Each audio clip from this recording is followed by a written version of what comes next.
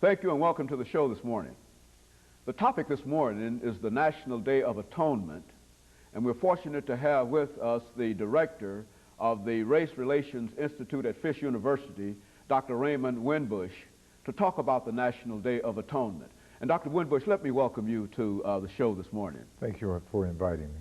Dr. RWinbush, you know, what we'd like to do this morning is to talk about the Race Relations Institute at Fisk and some of the other things that you've talked about through the media and some of the things that you've been working on. But before we get into that, let's talk about RWinbush and to have you to give our audience some information about your background, your education, and some of the things that were important in your life that eventually led you to the directorship of the Race Relations Institute at Fisk University.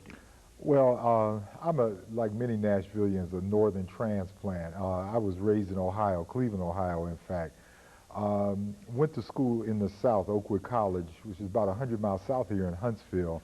Went back north to Chicago, did my PhD in psychology. All three of my degrees are in psychology. Returned south to my college that I graduated from, Oakwood, taught at Alabama A&M. Taught many years here in Nashville, Vanderbilt University, and about a little over a year and a half ago, we had a rather public divorce, and I wanted to go to Fisk University for many, many years and had taught there part-time for many, many years. And I have been at Fisk for about a little over a year right now, full-time, and enjoying it very much. And I'm not exaggerating, it's literally the best institution I've ever taught at.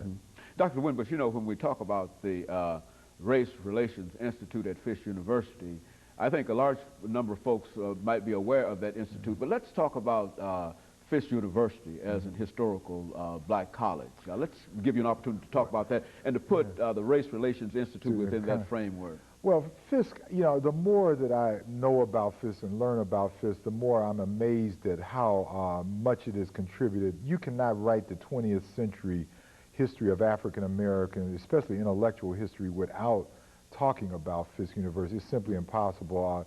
I mean, the list of graduates there, W.B. Du Bois, George Padmore, Nikki Giovanni, and then the connections with Fisk. Bill Cosby's wife's father graduated from Fisk.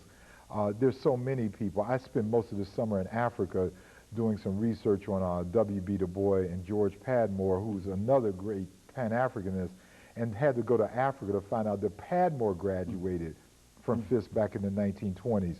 So its contribution to black intellectual thought, as well as the civil rights struggle, of course, as we know, John Lewis, and even contemporary African Americans such as Hazel O'Leary, who's a Fisk graduate, is immense. Colin Powell's wife is a graduate of Fisk University. So the list goes on. I mean, you could literally write a book about it, and some people have, in fact. As a matter of fact, the Race Relations Institute sort of fits within what Fisk is all about. Why don't you give us sort of a sketch of that institute? Well, the first black president of Fisk University, as you know, is Charles S. Johnson, and in 1942, he and a group of black intellectuals, which I've been doing the research at Fisk now about, gathered together to form what they called the Race Relations Institute. This was during World War II, and if you look at the history of it, they assembled every summer about for 2 weeks, people from all over the world to talk about the issue of race in America. There were people there ranging from Hubert Humphrey, Thurgood Marshall, Kenneth Clark, the famous psychologist, Mahatma Gandhi's son, Martin Luther King, Fannie Lou Hamer.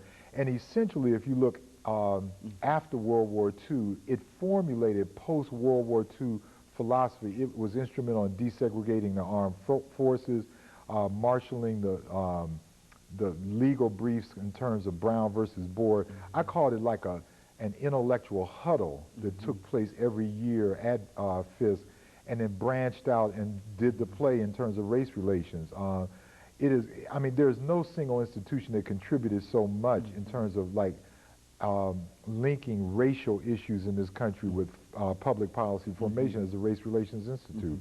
So I'm proud that, you know, I'm kind of in the legacy and humbled, in, you know, in terms of following Dr. Johnson's legacy. The Kellogg Foundation just a couple of weeks ago gave us $2.6 million over the